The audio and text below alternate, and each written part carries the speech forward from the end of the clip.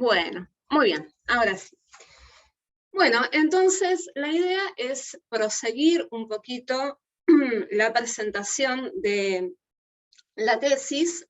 La clase pasada lo hicimos principalmente desde la perspectiva teórica, desde las aproximaciones teóricas, algunas cuestiones que a mí me ayudaron a pensar algunas problemáticas con respecto a las imágenes, y hoy lo que me interesaba mostrar y charlar un poquito es cuestiones que tienen que ver más que nada con la metodología, con la aplicación metodológica de algunas de las cuestiones que vimos la clase pasada, y esta conjunción que yo intentaba hacer, les decía la vez pasada, de objeto y contenido, es decir, esta conjunción de perspectivas teóricas tradicionales y más contemporáneas. Y para eso voy a remitirme a los dos aspectos que yo abordé con respecto a estas imágenes, que tiene que ver con su historia, que yo llamo remota, es decir, su categoría de imágenes devocionales religiosas, y su historia reciente como obras artísticas, en el contexto de las colecciones, primero privadas y después públicas. Así que les voy a compartir pantalla para mostrar algunas imágenes, así nos podemos ir guiando un poquito. Ahí está. Bueno, perfecto. Entonces, algunas de las imágenes que les voy a mostrar, algunas de las obras que les voy a mostrar hoy, algunas poquitas ya las vieron, se las mostré en la clase pasada, otras no. Así que, bueno, no, tampoco traje todas porque traté de traer las más interesantes o las que más me servían para mostrar estas cuestiones que quería presentar. Como les decía entonces, la cuestión era contarles un poquito las aplicaciones o las aproximaciones metodológicas a estas imágenes, al estudio de estas imágenes, y hablar un poquito también de las problemáticas, eso quizás más para el final. Bueno, yo les comentaba la vez pasada, ¿no?, cómo traté de emplear algunas aproximaciones que a mí me parecían que me podían llegar a servir para la situación particular de cada una de estas imágenes que yo les comentaba, ¿no? Eran imágenes que traían sus dificultades en el sentido de que algunas por lo menos, o algunas más que otras, eran difíciles de contextualizar, ya que había pocos datos sobre las mismas, o los datos que había eran poco certeros. De ahí esta aproximación que intenté hacer desde la materialidad de la imagen. Pero también, por supuesto, tuve que aplicar otras metodologías que, por el contrario, son bien clásicas de la historia del arte. ¿Sí? Esto no sé si les va a interesar mucho a las personas que pertenezcan a otras disciplinas, pero así es como yo trabajé. Desde el campo de la historia del arte, tuve que aplicar algunas cuestiones para poder empezar a establecer y a cerciorarme de algunos de los datos de estas imágenes, datos muy básicos, como por ejemplo procedencia geográfica y fechación. Para eso, lo primero que intenté hacer fue establecer lo que podríamos llamar familias estilísticas. ¿Qué significa esto? Bueno, empezar a localizar imágenes, obras estilísticamente similares con las que yo tenía que trabajar. ¿Para qué hacer esto? Bueno, por supuesto, para poder empezar a conocer, en los casos en los que no había muchos datos, de dónde venían estas imágenes. Y en otros casos, para poder extraer de esa familia estilística otro tipo de información que ahora veremos de qué tipo podía ser. Para establecer estas familias estilísticas con las imágenes que yo trabajé, hubo situaciones muy diversas con las que me encontré. Con algunas esculturas fue sumamente fácil localizar imágenes del mismo estilo, del mismo tipo, y otras bastante más complicadas. Yo les traje solamente 4 casos, como les decía, que me parecen que por ahí podían llegar a ser más interesantes o que más podían servir para ilustrar esta situación. El primero es uno que ustedes ya conocen porque se los había presentado en la clase pasada, que es así como la estrellita del corpus, que es la Virgen Auvernesa, que se encuentra en el Museo Nacional de Bellas Artes. Entonces, esta Virgen, de la cual no había ninguna duda de dónde procedía, porque, como vamos a ver ahora, es una tipología, un tipo de escultura que se vuelve muy popular en la zona de Francia hacia mediados del siglo XII, por lo tanto hay una gran cantidad de imágenes parecidas a esta. Entonces, con respecto a esta imagen fue muy fácil poder localizar un abundante corpus de imágenes semejantes estilísticamente. Yo les voy a mostrar algunas, solamente para que ustedes me crean, ¿sí? Como pueden ver, son imágenes que proceden de la misma región de Francia, proceden de la zona de Auvernia. Más precisamente se considera, o algunos historiadores consideran que es en la zona de Clermont-Ferrand, en Auvernia, en donde se origina esta tipología, ¿sí? Es decir, ¿se acuerdan que yo les había comentado en las clases pasadas que por mucho tiempo hay como una suerte de retroceso de la escultura en bulto?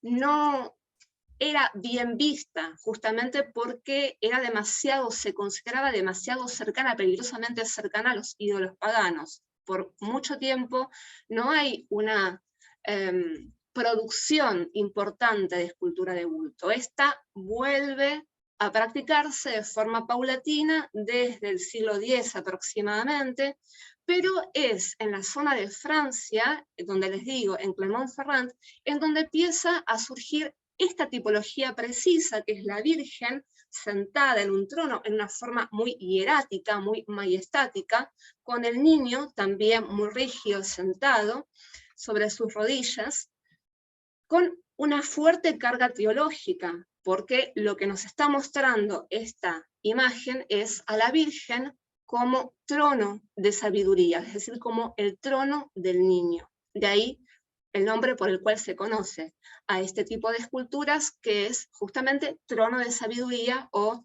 en su forma latín, sede sapientiae.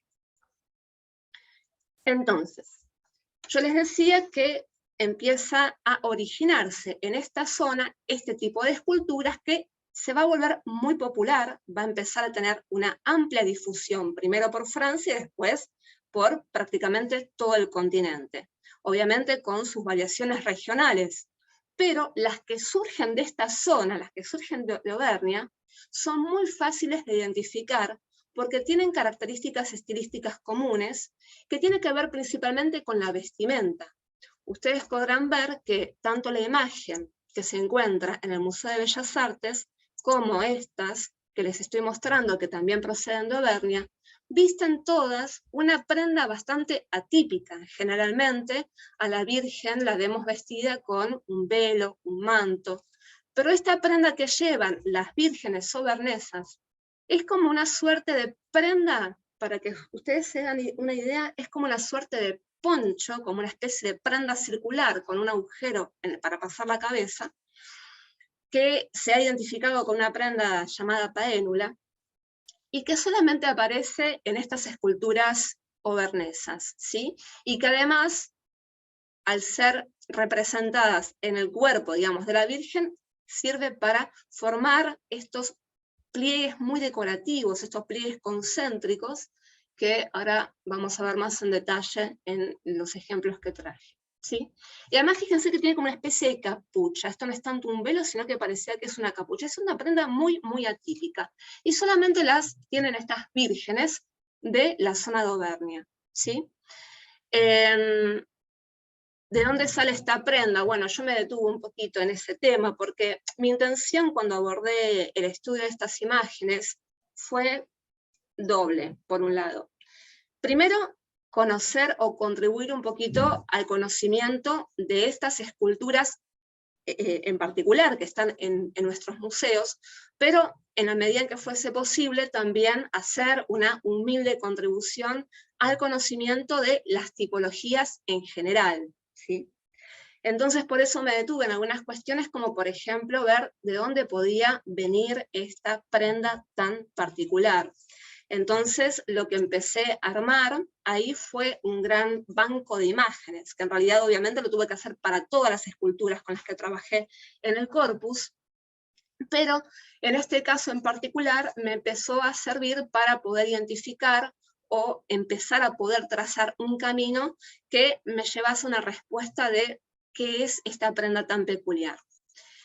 En principio, lo más probable es que esta prenda sea una mala interpretación del maforion, del manto que viste la Virgen en los iconos bizantinos. Como podemos ver, es muy posible que esto haya prestado a una mala interpretación por parte de los escultores, sobre todo pensando que si se inspiraron en imágenes bidimensionales, al pasarlas a imágenes tridimensionales, es posible que al tener que resolver vistas y perspectivas que no están presentes en la imagen bidimensional, lo hayan resuelto de una manera que se aleja de la imagen original. Pero también si vemos representaciones de la Virgen en la zona, siempre moviéndonos en la zona auvernesa, vamos a encontrar que incluso, como en este caso, en algunos portales de iglesias, aparece la Virgen con la misma vestimenta, con los mismos pliegues concéntricos, que es lo más típico. Por lo tanto, lo más probable es que todas estas imágenes, o así por lo menos lo sugiero yo, sean derivados de un prototipo, de una imagen que seguramente contaba con un prestigio particular, quizás por su antigüedad, quizás por su eficacia milagrosa, y las demás imágenes sean de alguna forma derivadas de aquella, ¿sí? De hecho, como les decía, se cree que es en Clermont-Ferrand donde surge esta tipología, y esto se cree así porque se conserva un escrito del obispo que manda a hacer la, no voy a decir la primera escultura de este tipo, pero por lo menos una de las primeras de las cuales se conserva el testimonio, que era justamente la Virgen de la iglesia de Clermont-Ferrand, ¿sí? Y bueno, quizás haya sido esa imagen, el prototipo. Lamentablemente la imagen físicamente no sobrevivió porque fue destruida durante la Revolución Francesa, pero quizás haya sido esa u otra, pero probablemente haya habido un prototipo de las cuales las otras imágenes son como un derivado. Entonces, como les decía, fue muy fácil en este caso poder establecer este grupo estilístico, esta familia estilística, ¿no? Pero dentro de este grupo estilístico, lo que me llamó la atención es que pude localizar en el Museo Metropolitano de Nueva York dos imágenes que son llamativamente semejantes en términos estilísticos a la que se encuentra en Bellas Artes. Bueno, investigando un poquito el tema, ahí vi que efectivamente esas dos imágenes que se encuentran en el Museo Metropolitano de Nueva York han sido atribuidas al mismo taller y posiblemente incluso al mismo maestro, a la misma mano, ¿sí? Recordemos que en este momento los talleres que realizaban imágenes se movían todavía, funcionaban dentro del contexto monacal, no había talleres seculares. Entonces, estas dos imágenes que se encuentran en el Metropolitan, lo que ustedes tienen a la derecha, se cree que pertenecen, como les digo, al mismo taller, posiblemente también a la mano de un mismo maestro en distintas fases de su carrera. Se cree que la más pequeña, que se conoce como la Madonna de Montvianet, pertenece a una fase más temprana en el desarrollo de este maestro, y la que está al lado, de mayor tamaño, conocida como la Madonna Morgan por su primer propietario, es una etapa más madura. Y si nosotros comparamos rápidamente las imágenes, acá no vamos a detenernos a hacer una minuciosa comparación estilística, vemos a primera vista que efectivamente hay muchas semejanzas. Bueno, fíjense por ejemplo el rostro, ¿no? El rostro carnoso, la mirada seria. Obviamente las prendas, cómo se manejan los pliegues. Si vemos también los pliegues en las piernas de las virgen, la túnica del niño, bueno, un montón de cosas. Y esto se corrobora, esta sospecha se corrobora cuando encontramos detalles menores, como por ejemplo elementos ornamentales en el trono, que son también iguales. Por ejemplo, los remates del trono, que son como una bola con unos adornitos que se llaman gotas, son idénticos en la imagen de Bellas Artes y la imagen de Montvianet, ¿sí?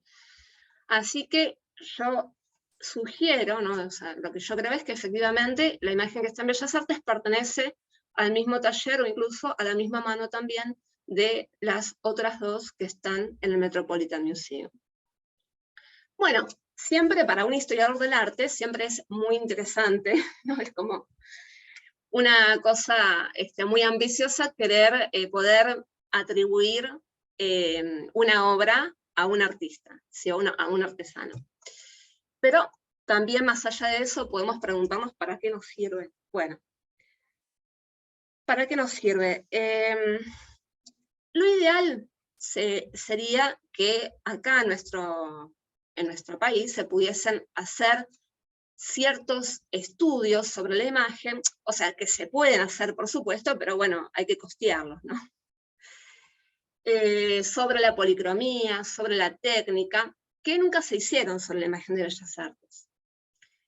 Esos estudios técnicos nos podrían dar un montón de datos, ¿no? Acerca de no solamente cómo está hecha, sino el tipo de pigmentos, cómo están compuestos, cómo está realizada la pintura, las capas de pintura, bueno, un montón de cosas que, bueno, nos podrían dar diferente tipo de información que, como les digo, acá nunca se ha realizado. Pero en el caso del Metropolitan Museum, en el caso del Museo Metropolitano, que tiene mucho más recursos que nosotros, sí, se han hecho estos estudios sobre la técnica constructiva y sobre los pigmentos. Esos estudios han permitido corroborar una de las cosas que ya se sospechaba estilísticamente, que era lo que le decía recién, que esas dos imágenes pertenecían al mismo taller. Entonces, una de las cosas que nosotros podemos deducir a partir de atribuir la imagen de Bellas Artes a la mano del maestro que hizo las otras dos que se encuentran en el Museo Metropolitano, es, bueno, poder deducir que un montón de información que se sustrajo de esos análisis y de esos estudios que se hicieron sobre las esculturas del Metropolitan, muy probablemente se puedan aplicar también a la escultura que está en Bellas Artes, ¿sí? Entonces, si bien este método no es ideal, porque lo ideal es que se hagan los estudios correspondientes sobre la imagen, hasta el momento en que se hagan esos estudios, podemos por lo menos valernos de esta comparación y de esta deducción que nos brinda, bueno, la posibilidad justamente de poder atribuir esta imagen al mismo autor que las otras dos, ¿no?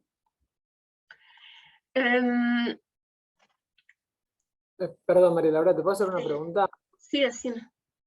Tanto en las del Met como la de acá, hay como un corte a la altura de la cabeza de la Virgen. Sí. ¿Eso está como encastrado o es Exacto. una pieza?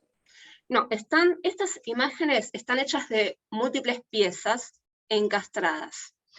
A ver, las imágenes de madera básicamente se construían de dos maneras, ya sea con un bloque sólido de madera que se tallaba y que después era ahuecado por la espalda para extraerle el núcleo y evitar o tratar de contrarrestar las contracciones y las expansiones propias de la madera a causa de los cambios de humedad.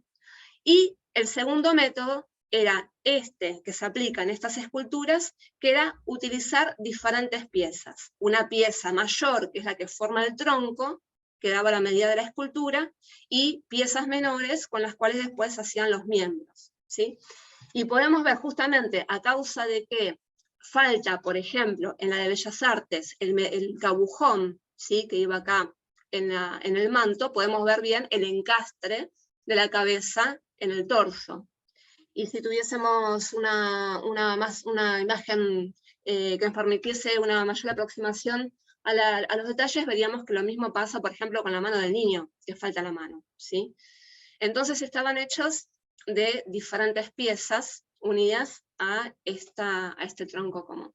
Un tronco que, por cierto, también estaba horadado en su interior, porque como les adelantaba la clase pasada, estas imágenes servían como relicarios también. Y eso es un elemento muy importante que hace la funcionalidad de la misma.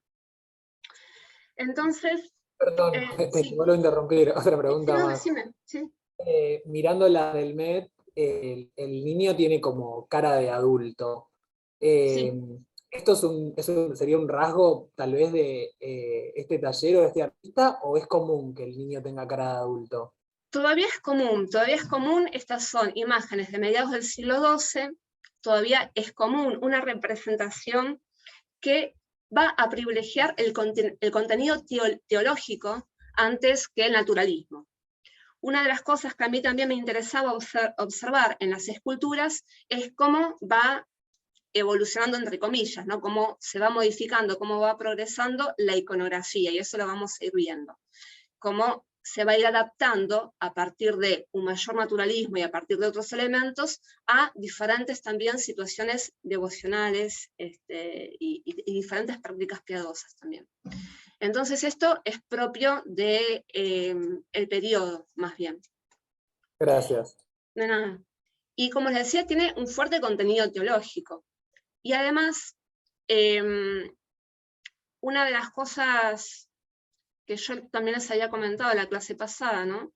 Es que estas imágenes estaban, por un lado, implicadas en prácticas devocionales, cultuales, que podemos llamar oficiales, es decir, contempladas por la Iglesia, que básicamente son las mismas que se hacen hoy con las imágenes, plegarias, encenderle velas, pero también había un montón de otras prácticas que podemos catalogar como populares, por darles un nombre, es decir, que no estaban contempladas o no estaban alentadas quizás por la Iglesia.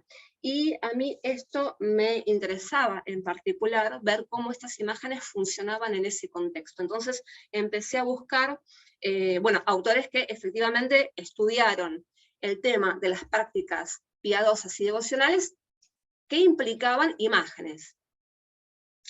Y ahí encontré cosas con las cuales me esperaba encontrar, por ejemplo, algo que les había mencionado la vez pasada, el uso de estas imágenes en procesiones,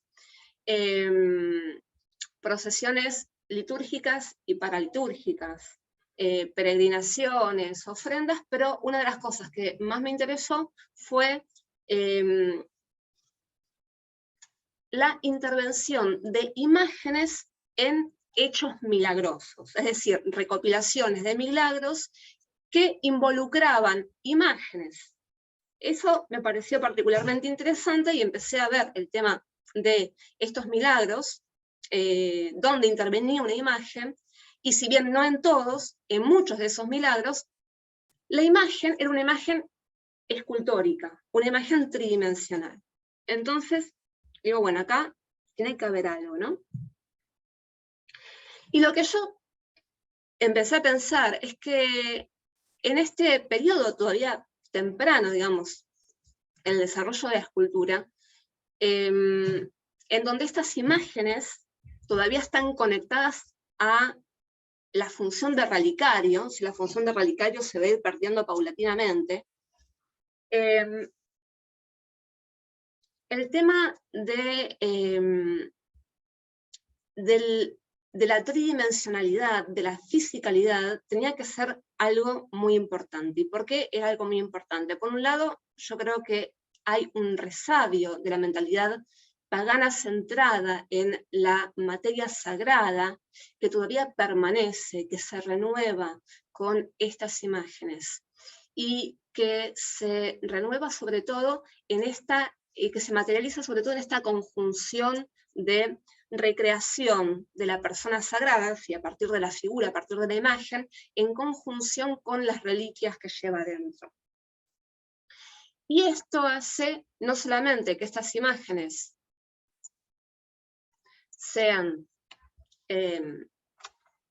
especialmente milagrosas, sino que haya una relación especial a partir del tacto, de lo táctil. Yo eso también lo había comentado en la clase pasada, que estas imágenes, muchas de estas presentaban un mayor deterioro en ciertas zonas, en las zonas inferiores, pero donde la gente justamente tocaba, ¿sí? Y esta cosa del tocar tiene que ver mucho con esta posibilidad de que las imágenes personifican a la figura sagrada que representan, no solo a partir de la figura, sino a partir de la combinación de la figuración con las reliquias que contienen. De hecho, bueno, las reliquias, el poder de las reliquias de alguna forma se pasa a la imagen. Por eso se ponen reliquias también dentro de la imagen. Cuando yo les decía que por mucho tiempo no se trabajó la imagen tridimensional porque había un resquemor, había un resabe, un cierto temor de comparación con los ídolos paganos, perdí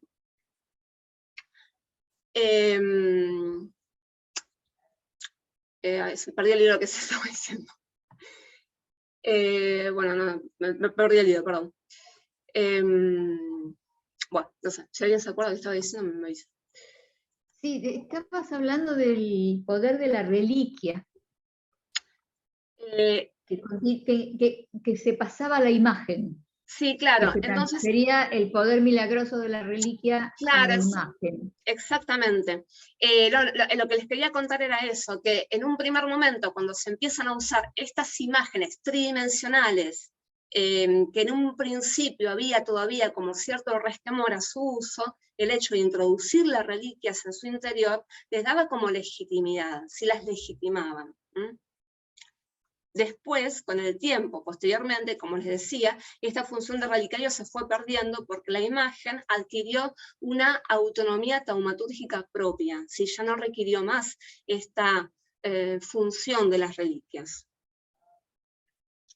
Pero bueno, la cuestión que me interesaba era eso, ¿no? Su intervención en prácticas que podemos denominar o pensar como populares, en tanto no estaban alentadas por los círculos oficiales de la Iglesia, especialmente estos milagros, nuestra recopilación de milagros que mencionan la aparición de imágenes, y particularmente imágenes tridimensionales, y la intervención también de lo táctil, ¿no? La necesidad de tocar la imagen, porque justamente la reliquia, muchas veces su poder se hace a partir del tacto, se transfiere a partir del tacto, y esto es algo que se remonta ya, si queremos, a los evangelios mismos, cuando la hemorroísa toca el manto de Cristo, solamente tocar el manto ya queda curada.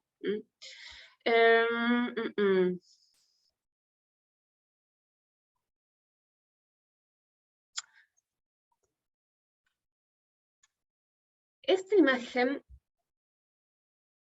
también, digamos, fue bastante fácil poder reconstruir la familia estilística, porque, como ven, empiezan a introducir cambios, ya no estamos avanzando hacia el gótico, con esta imagen ya entramos en el siglo XIV, la anterior era todavía de mediados del siglo XII, y podemos ver cómo esta imagen es mucho más naturalista en comparación a la anterior. Bueno, esto obviamente hay que pensar en cambios que están aconteciendo desde el plano científico, en el sentido de que empieza a haber un mayor interés por la observación del mundo natural, un incipiente desarrollo de la ciencia, se reintroduce el corpus aristotélico, un montón de cuestiones que tienen que ver con un cambio de mentalidad, pero también con cambios en la piedad y en las necesidades devocionales, ¿no? Porque una de las cosas que yo les decía que me interesaba ver era justamente cómo una misma tipología, es decir,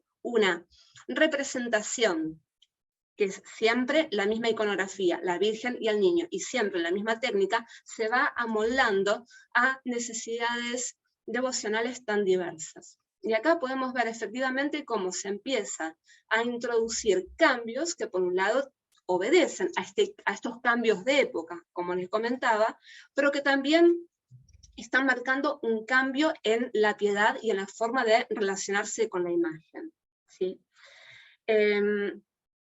Por un lado, tenemos, fíjense, no solamente en general el mayor naturalismo de la imagen, ¿sí? En donde ya tenemos un cuerpo que se insinúa debajo de las ropas, un rostro más naturalista, tanto en la Virgen como el niño, sino que tenemos dos cambios importantes: la posición del niño, que fíjense que ya no es más una posición hierática, majestática, sino que ahora tiene una torsión con los piecitos contra la pierna de la madre, lo cual nos está mostrando una relación, si se quiere, más afectiva entre las figuras, ¿sí? Cosa que en la anterior era inexistente.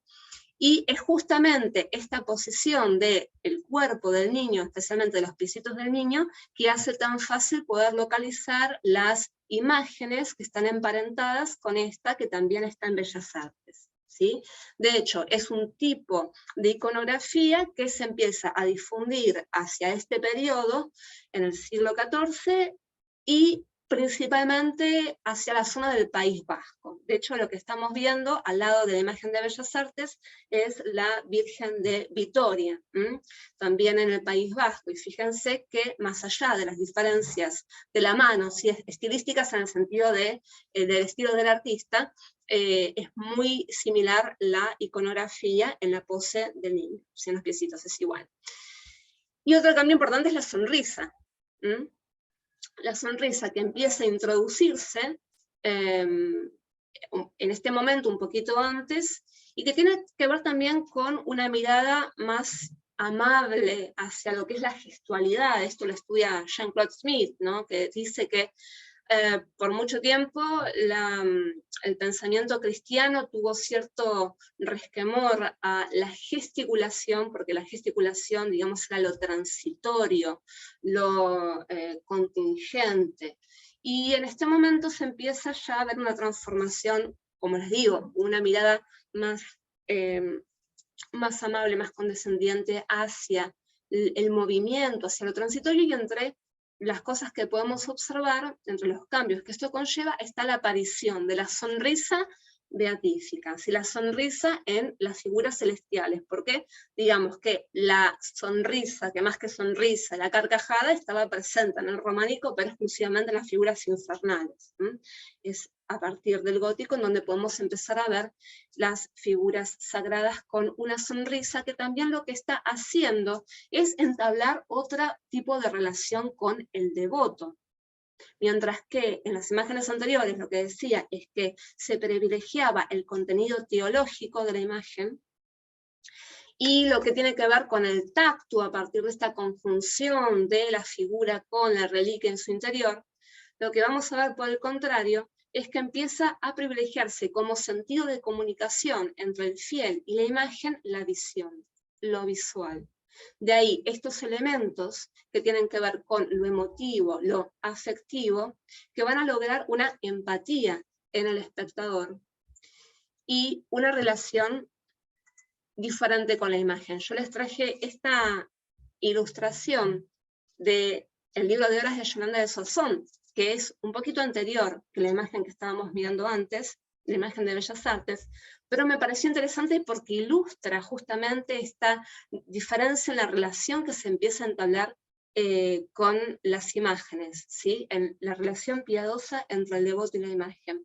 Porque fíjense qué interesante, acá se representa a Yolanda de Soissons frente a una escultura parecida a la que estábamos mirando, de la Virgen con el niño.